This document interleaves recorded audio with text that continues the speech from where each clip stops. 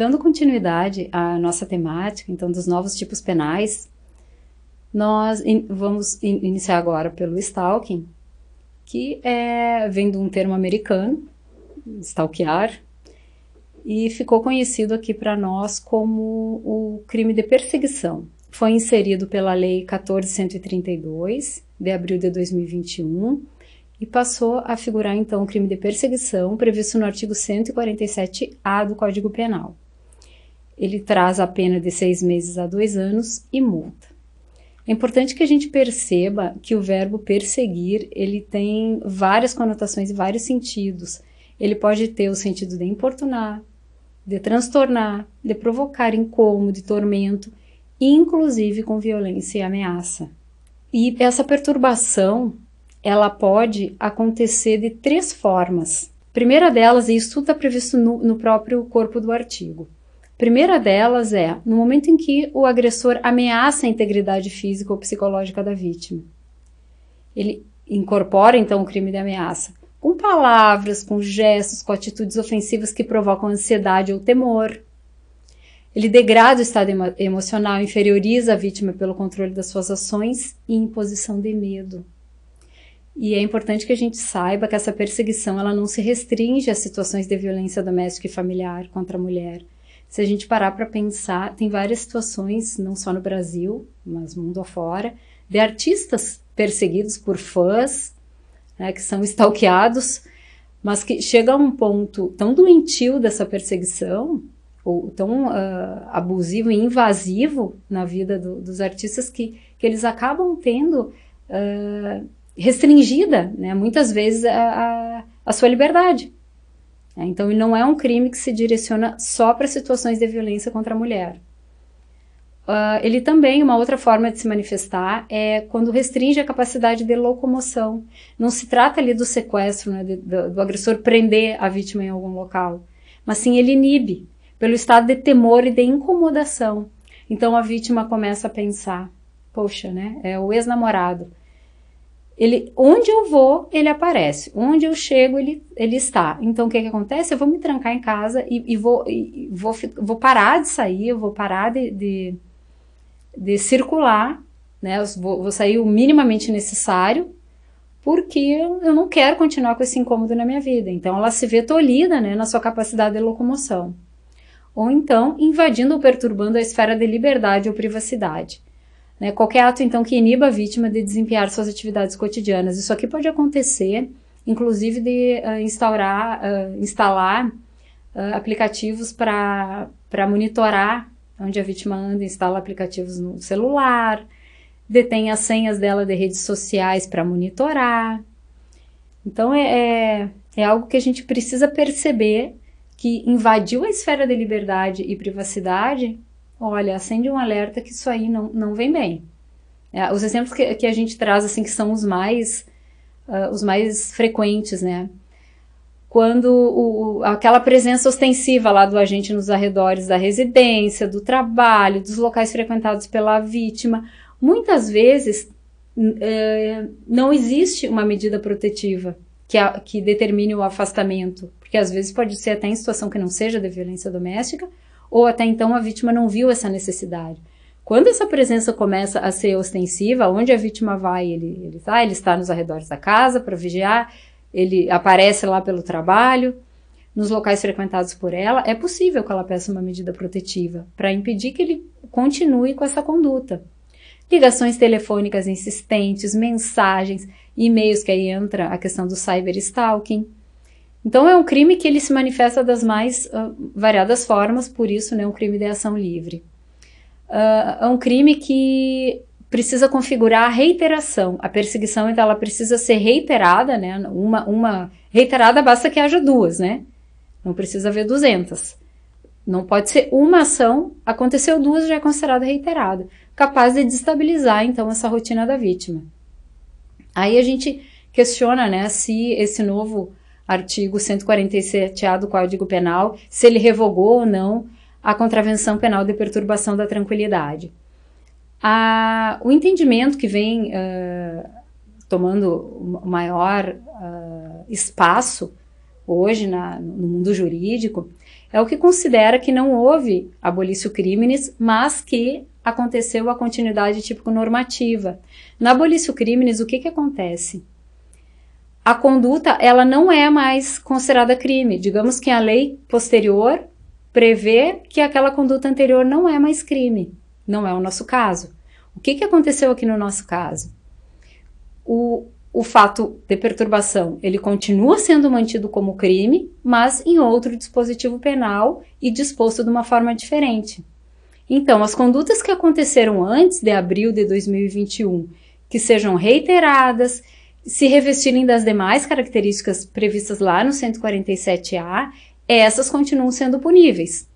Apenas se modifica a forma de punição. Para essas que aconteceram antes da entrada em vigor da lei, a gente aplica, então, a pena da lei de contravenções penais anterior, porque a atual ela é mais severa, então nós sabemos que ela não pode retroagir. Então, qual é a frequência exigida, né, minimamente, para configurar a perseguição? É bem importante que a gente faça uma análise mais profunda desse contexto da violência, principalmente quando envolve relações continuadas, né, como no contexto familiar ou doméstico. E porque muitas vezes, se a mulher vai fazer o registro de ocorrência, ela relata um fato aparentemente isolado. Ah, hoje ele ficou me esperando na saída do meu trabalho. Se for feito só esse registro, não vai configurar o crime de stalking, porque a gente precisa a reiteração.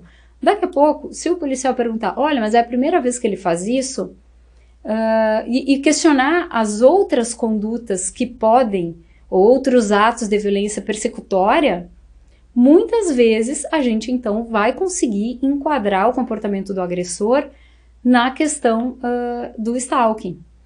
É importante que observem que nos anexos nós disponibilizamos um material de uma colega nossa de Goiás, em que ela traz um roteiro que pode ser disponibilizado, ela disponibilizou abertamente num curso que ela nos trouxe aqui por intermédio do CEAF também, numa palestra, para que seja utilizado pelos policiais, por nós promotores, para que a gente faça, ou pelos psicólogos, por quem da rede for atender essa mulher, para verificar se a gente identifica ou não a figura da perseguição. Esse é um crime de ação condicionada, pública condicionada à representação da vítima. É importante que a gente tenha claro que quando se trata de stalking na violência doméstica e familiar contra a mulher, o stalking ele pode servir como a prevenção de crimes mais graves.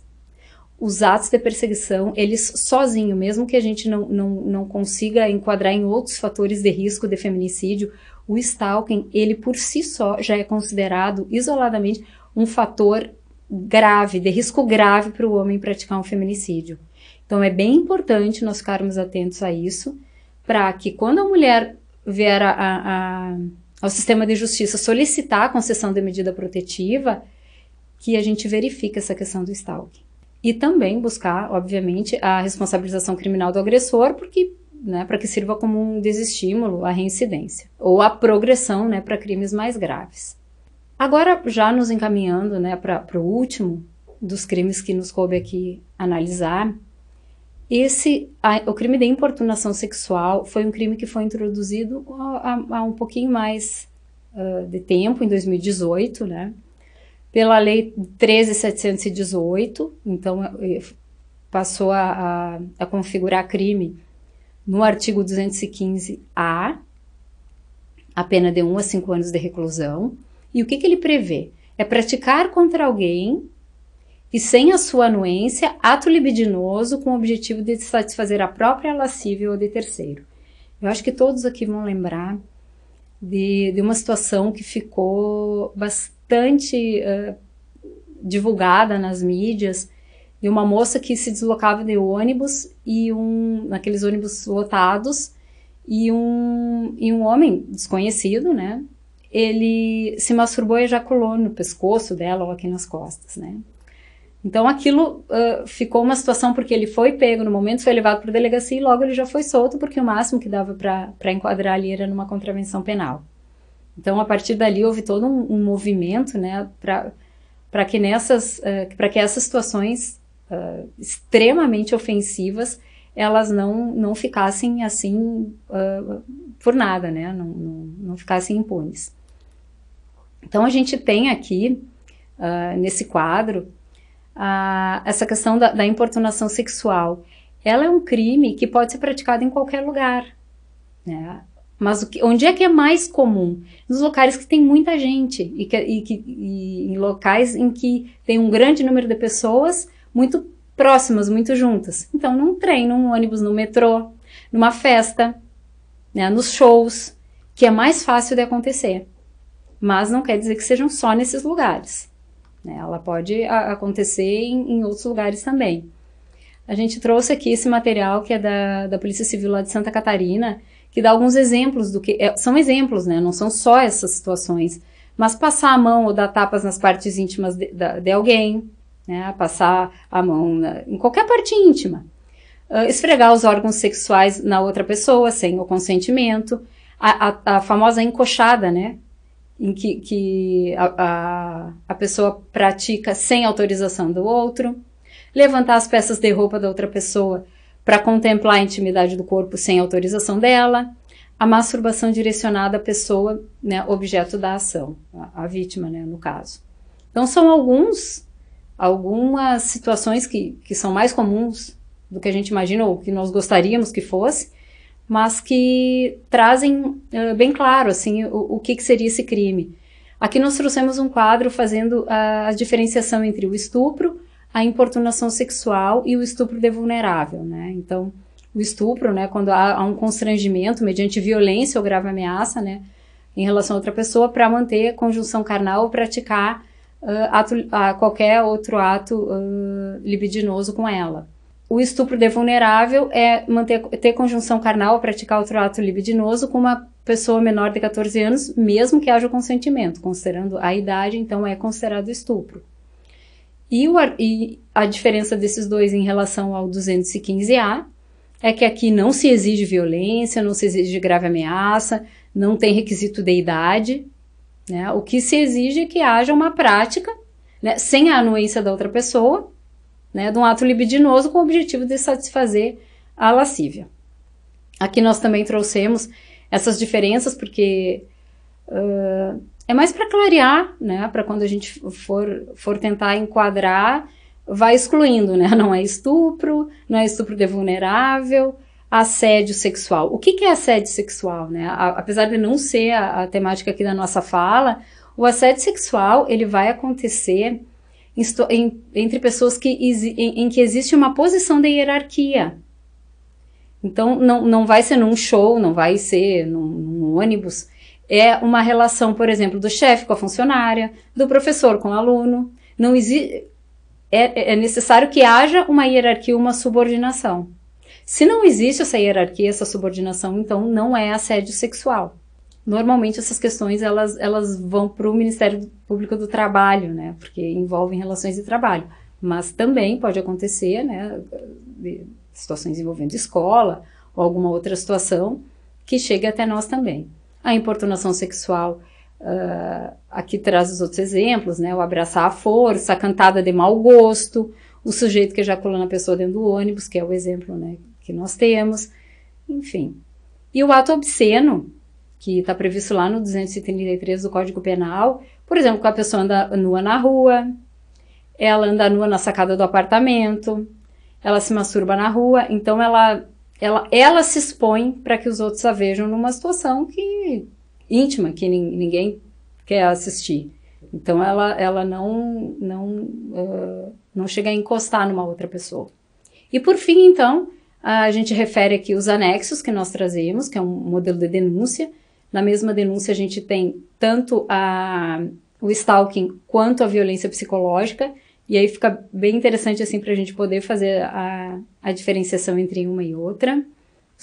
Que traz, é um parecer aqui do nosso Ministério Público do Rio Grande do Sul, que traz o posicionamento pela desnecessidade da perícia para comprovar o crime de violência psicológica. Nós temos o roteiro de entrevista para a investigação criminal de violência psicológica, que pode ser aplicado pela polícia, pela rede, por nós promotores, pelos assessores, enfim. Esse artigo sobre a violência psicológica contra a mulher também está disponível do nosso colega Tiago Pierobon, do Rogério Sanches e da Valéria Scarance, né, os 3 nossos colegas. Excelente esse artigo, está disponível também e vai ficar disponível, né, para acesso aos participantes do curso. Em relação ao stalking, nós temos esses 2 anexos. Instrumentos de stalking, que é como a gente pode identificar, que foi disponibilizado pela Ana Laura Camargo, que é a nossa colega de Goiás, e também algumas oficinas diretivas do Ministério Público do Distrito Federal e Territórios do ano passado, de 2021, que trazem, então, orientações desse crime que é extremamente novo, para nos auxiliar a como trabalhar com ele. Até nessa questão dessas aparentes concorrência, né, entre crimes. Por fim, nós agradecemos, né, a participação de todos, nos colocamos à disposição e sigamos firmes, que esse trabalho é extremamente importante para nós, para a comunidade, para as famílias, para os filhos, para os homens e principalmente para as mulheres que nós atendemos. Obrigada.